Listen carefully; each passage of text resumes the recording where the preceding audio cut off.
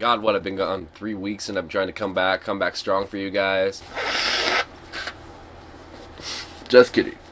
I actually feel like shit. My triumphant return to movie club actually is just me being sick.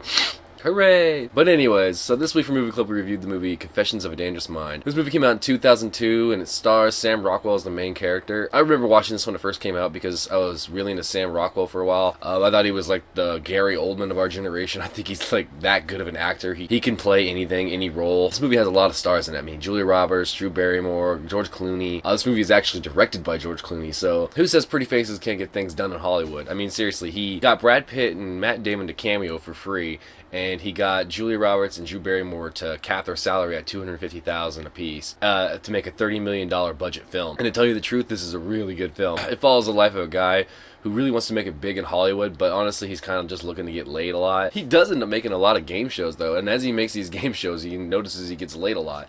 But somehow throughout the movie, he ends up joining the CIA. Like, George Clooney pops up and recruits him and has him go to CIA school, if you will, and that's where he gets a lot of ideas for schools and stuff. And it's just really odd and really weird movie because you're kind of watching two different things go on at the same time.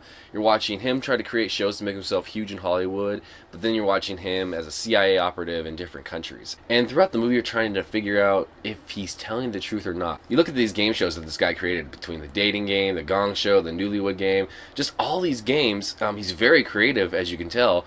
But does that make his autobiography real? Did he really work for the CIA? You don't really know, and that's kind of what I liked about this movie, is like, you're skeptical the whole time. What I like most about this movie is there's a lot of cool shots.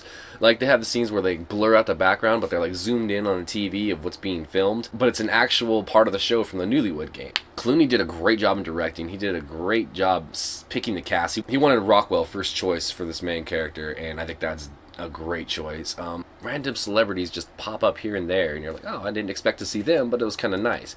This movie was also made in 2002, though, too, so a lot of them weren't as big, especially Michael Cera. He was really young there, and I'm pretty sure he was completely unknown at the time. But this movie is well worth a watch, and I think it's great. So this is just my first comeback one. Hopefully I feel better next week so I can make another movie review, and I'll feel better, but don't get your hopes up. I'll talk to you later, Movie Club. Bye.